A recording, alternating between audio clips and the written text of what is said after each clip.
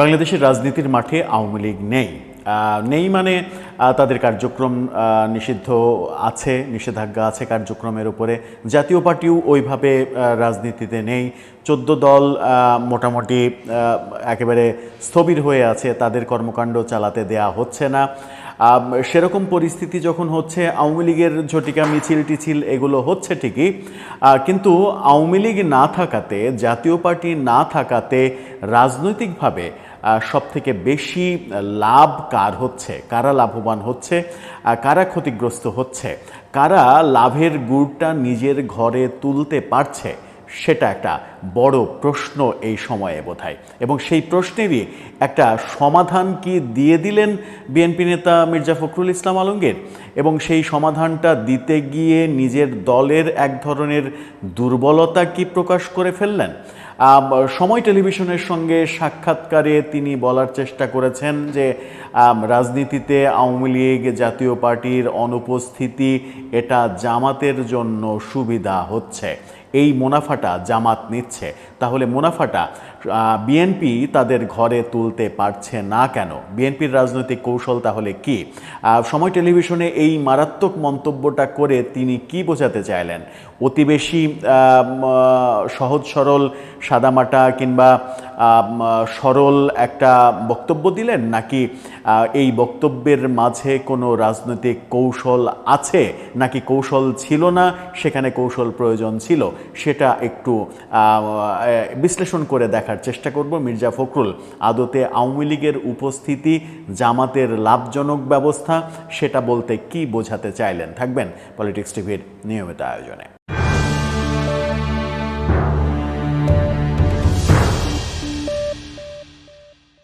দর্শক, বলছিলাম মির্জা ফখরুল ইসলাম আলমগীর সময় টেলিভিশনের সঙ্গে আজকে একটি সাক্ষাৎকার দিয়েছেন। মির্জা ফখরুল যে নিউ ইয়র্কে রয়েছেন, আমেরিকাতে রয়েছেন, সেটা তো আমরা সবাই জানি। সেখানেই তিনি সময় টেলিভিশনের সঙ্গে একটা সাক্ষাৎকার দিয়েছেন। সেই সাক্ষাৎকারে অনেক বিষয়েই কথা বলেছেন, কিন্তু সবথেকে আলোচনার বিষয় এবং সময় টেলিভিশনও সবথেকে বেশি যে ব্যাপারটাকে গুরুত্ব দিয়েছে, সেই ব্যাপারটা হলো যে আওয়ামী লীগের অনুপস্থিতিতে, জাতীয় পার্টির অনুপস্থিতিতে রাজনীতিতে লাভবান হচ্ছে জামাত। তারা সামাজিক যোগাযোগ মাধ্যমে তাদের ভেরিফাইড ফেসবুক পেজে যেমন পোস্ট করেছে, তাদের ফটোকার্ড পোস্ট করেছে, তেমনি এক্স হ্যান্ডেলেও তারা ফটোকার্ড পোস্ট করেছে। তার মানে এই খবরটাকে তারা খুবই গুরুত্ব সহকারে প্রকাশ করছে। সেই শিরোনামে আপনারা দুটো ফটোকার্ডই দেখতে পারেন, যেটা সামাজিক যোগাযোগ মাধ্যমে দেয়া হয়েছে এবং এক্স হ্যান্ডেলে দেয়া হয়েছে। সেখানে যেটা বলা হচ্ছে সেটা হচ্ছে যে আওয়ামী লীগের কার্যক্রম নিষিদ্ধ ও জাতীয় পার্টি নিষ্ক্রিয় থাকার সুবিধা নিচ্ছে জামাত। ব্যাপারটা খুবই পরিষ্কার। ব্যাপারটা হচ্ছে যে আওয়ামী লীগ যে রাজনীতি করতে পারছে না, তার রাজনৈতিক কর্মকাণ্ডে নিষেধাজ্ঞা আছে, জাতীয় পার্টিকে এক ধরনের রাজনীতি করতে দেয়া হচ্ছে না বললেই চলে। সেই যে অবস্থা, অর্থাৎ জাতীয় পার্টি নিষিদ্ধ করার দাবি জামাতের, মানে আওয়ামী লীগের ব্যাপারে খুব একটা কথা বলছে না জামাত, কিন্তু আওয়ামী লীগের কার্যক্রম নিষিদ্ধ থাকা এবং আগামী নির্বাচনে আওয়ামী লীগ যদি অংশগ্রহণ না করতে পারে তাহলেও জামাতের লাভ কিনা, সেটা একটা বড় বিষয়। মির্জা ফখরুল বলার চেষ্টা করলেন যে এই আওয়ামী লীগের অনুপস্থিতি এবং জাতীয় পার্টির অনুপস্থিতি, এই ঘটনার কারণে জামাত রাজনৈতিকভাবে লাভবান হচ্ছে। কিভাবে লাভবান হচ্ছে সেই প্রশ্ন যেমন আসে, তেমনি আরেকটা প্রশ্ন আসে, যদি তাদের অনুপস্থিতি জামাতের জন্য যদি লাভজনক হয়, তাহলে বিএনপির জন্য কেন লাভজনক হবে না? কেন বিএনপি তাদের রাজনীতির কৌশলটা এভাবে সাজাবে না যে ওদের অনুপস্থিতিতে ওরা যদি ভোট করতে না পারে, তাহলে সেই তাদের ভোটারদের খুশি করা, তাদের ভোটারদের কনভিন্স করা এবং করে সেই ভোটগুলো বিএনপির বাক্সে আনার চেষ্টা বিএনপি করছে না, নাকি করে ব্যর্থ হচ্ছে? নাকি বিএনপির সারা দেশে যে কর্মকাণ্ড, বিশেষ করে তৃণমূলে বিএনপির যে কর্মকাণ্ড, সেই কর্মকাণ্ড সেরকম আস্থার পরিবেশ তৈরি করতে পারেনি যে আওয়ামী লীগের কার্যক্রম নিষিদ্ধ থাকা এটা বিএনপির জন্য লাভজনক হতে পারে?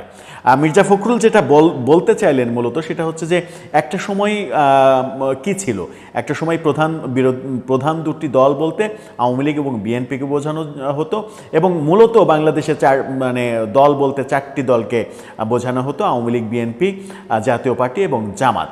কিন্তু এখন পরিস্থিতি পাল্টেছে, আওয়ামী লীগের কার্যক্রম নিষিদ্ধ, জাতীয় পার্টি রাজনীতিতে নেই, ফলে এখন দুটা শক্তি, বিএনপি এবং জামাত।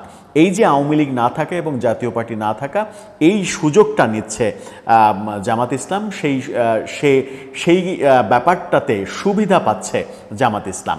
কিন্তু জামাত ইসলাম যে সুবিধাটা পাচ্ছে তার পেছনে কি তাদের রাজনৈতিক কৌশল আছে, সেটা একটু আলোচনা করব। তার আগে শুধুমাত্র মির্জা ফখরুল কি কথা বললেন একটু সেগুলো শুনে নিই, তারপরে জামাতের কৌশলের রাজনীতি নিয়ে, যেখানে বিএনপির কৌশলটা বোধহয় একটু পিছিয়ে পড়ছে, সেই আলোচনা করব। মির্জা ফখরুল জামাতের অনেক প্রশংসা করলেন এই সাক্ষাৎকারে। তিনি বললেন যে জামাত খুবই অর্গানাইজড একটা দল, সাংগঠনিক কর্মকাণ্ড তাদের ভালো, তাদের ফান্ড আছে, অর্থাৎ অর্থের দিক থেকে তারা অন্য অনেক দলের চাইতে ভালো অবস্থানে রয়েছে। এই পজিটিভ দিকগুলো তিনি বললেন। আরেকটা কথা বললেন, সেটা হচ্ছে যে কোনোভাবেই হোক জামাত মিডিয়ার ব্যাপক সাপোর্ট পাচ্ছে। মিডিয়ার সাপোর্টে এবং তাদের সাংগঠনিক কর্মকাণ্ড, অর্থ সব কিছু মিলিয়েই তারা চেষ্টা করছে লাইমলাইটে আসার জন্য। তিনি বলছেন যে তারা গুছানোর ট্রাই করছে, বাট ভোটের মাঠে এটা কোনো কাজে দেবে না। তিনি বলছেন যে আমি দীর্ঘদিন ধরে মাঠের রাজনীতি করি, মাঠটা আমি খুব ভালো বুঝি।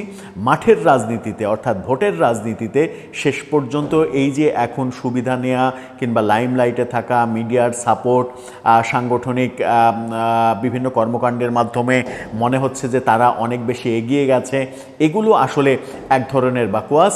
এগুলো আদতে কোনো কাজে দেবে না ভোটের মাঠে গিয়ে, অর্থাৎ ভোটের মাঠে গিয়ে জামাত বিএনপির সঙ্গে কোনোভাবেই পেরে উঠবে না, এমনটা তিনি বললেন যে যত উজ্জ্বল অবস্থায় মিডিয়ার কল্যাণে এখন আপনি দেখেন না কেন, সেটা সেই অবস্থা দিয়ে যে ভোটে যেয়ে তারা জিতে যেয়ে ক্ষমতায় যাবে, এটা হবে না। তিনি বলেছেন যে সারা পৃথিবীতেই এখন দক্ষিণপন্থা রাজনীতির বেশ রমরমা অবস্থা, সেই ধারাবাহিকতা আমাদের দেশেও আছে। দক্ষিণপন্থা মাথাচাড়া দিয়ে ওঠার চেষ্টা করছে, কিন্তু ওই ওঠার চেষ্টা করা পর্যন্তই কিন্তু ভোটের রাজনীতিতে কোনো কাজ হবে না। পিআর পদ্ধতিতে নির্বাচনের জামাতের যে দাবি, সেই ব্যাপারে তিনি বলেছেন যে বিএনপির ফাইনাল ডিসিশন, তারা বিএনপি পিআরে যাবে না, পিআর মানবে না। সাধারণ যেভাবে নির্বাচন হয় সেভাবেই নির্বাচন দিতে হবে। এখন ছোট্ট করে আলোচনা, যেটা হচ্ছে যে জামাত আওয়ামী লীগের অনুপস্থিতিতে, জাতীয় পার্টির অনুপস্থিতিতে সুবিধা পাচ্ছে কিভাবে? জামাত কি বিশেষ কোনো কৌশলের রাজনীতি করছে? যেমন একটা ব্যাপার খুবই আলোচনা হয়, সেটা হচ্ছে যে গত বছর এই জুলাই আগস্ট আন্দোলন কিংবা অভ্যুত্থান যেটাই বলেন না কেন, তারপরে জামাতের আমির ডাক্তার শফিক তিনি বলেছিলেন যে আমরা আল্লাহর ওয়াস্তে তাদেরকে ক্ষমা করে দিলাম, আমরা কোনো ধরনের প্রতিশোধ নেব না। সেই কথার পরে প্রচুর সমালোচনা হয়েছে যে আওয়ামী লীগের সঙ্গে এক ধরনের আঁতাত করতে যাচ্ছে কিনা। আবার গতকালকেই ডাক্তার শফিক আবারও মন্তব্য করেছেন যে আমরা প্রতিশোধের রাজনীতি যেমন করব না, তেমনি মিথ্যা মামলাবাজির রাজনীতিও করব না। আমাদের কোনো কর্মী, কোনো নেতা যেন বাংলাদেশের কোথাও একটাও কারো নামে মিথ্যা মামলা না করে, মামলাবাজির এই ব্যবসা আমরা করব না। এই যে কৌশলের রাজনীতি, সেখান থেকে বিএনপির অবস্থানটা একেবারেই ভিন্ন। বিএনপির একেবারে শীর্ষ নেতৃত্বের অবস্থান ভিন্ন সেটা বলছি না, শীর্ষ নেতৃত্ব ঠিক আছে, কিন্তু সেই শীর্ষ নেতৃত্ব তৃণমূলকে কন্ট্রোল করতে পারছে না। তৃণমূল দেদারসে সারা দেশে আওয়ামী বিরোধী কর্মকাণ্ড করে যাচ্ছে ডে ওয়ান থেকে এখন পর্যন্ত।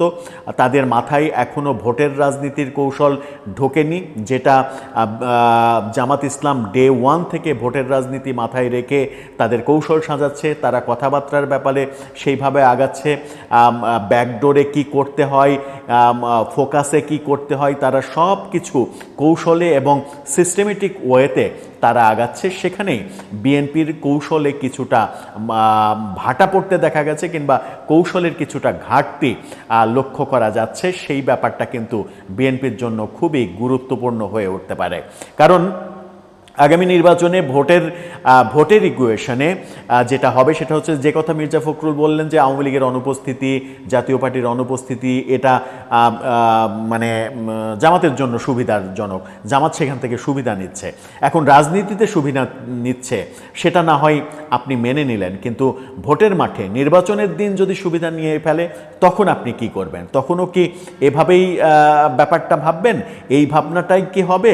এভাবেই কি তাদেরকে প্রশংসা করবেন? প্রশংসা করতে গিয়ে মানে সব কিছু হারিয়ে ফেলবেন, ব্যাপারটা সেরকম হবে? নাকি আপনারাও এক ধরনের কৌশলের রাজনীতি করবেন? কারণ শেষ পর্যন্ত ভোটের রাজনীতি এমন কৌশলের রাজনীতি যে আপনি একটা বিপুল জনগোষ্ঠী, আওয়ামী লীগ এবং জাতীয় পার্টি হয়তো বা ইলেকশন করতে পারবে, আওয়ামী লীগ ইলেকশন করতে পারবে না, এটাই মোটামুটি বোঝা যাচ্ছে।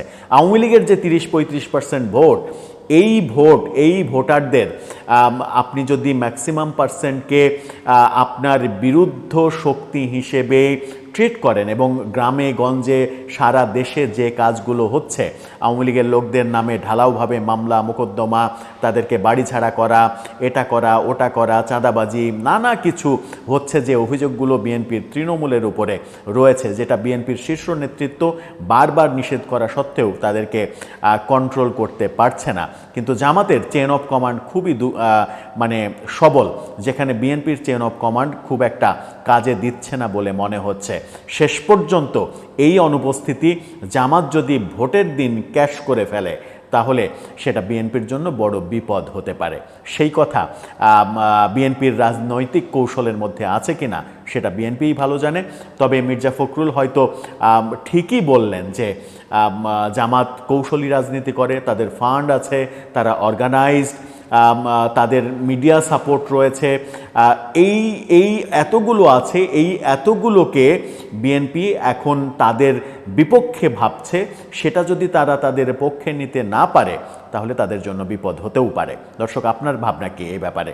আপনার মতামত জানিয়ে লিখতে পারেন আমাদের কমেন্ট বক্সে। তবে একটা ব্যাপার শেষ বেলায় বলি, সেটা হচ্ছে যে আমার মনে হয় বিএনপির নেতাদের কথাবার্তা, কার্যক্রম, বিভিন্ন কিছু পর্যালোচনা করে মনে হয় যে শেষ পর্যন্ত বিএনপি নিশ্চিত করেই চাইবে যে আওয়ামী লীগ ভোট করুক। কারণ আওয়ামী লীগ যদি ভোট না করে তাহলে সবথেকে বড় ক্ষতিটা হবে বিএনপির। আপনার মতামত জানিয়ে লিখুন আমাদের কমেন্ট বক্সে।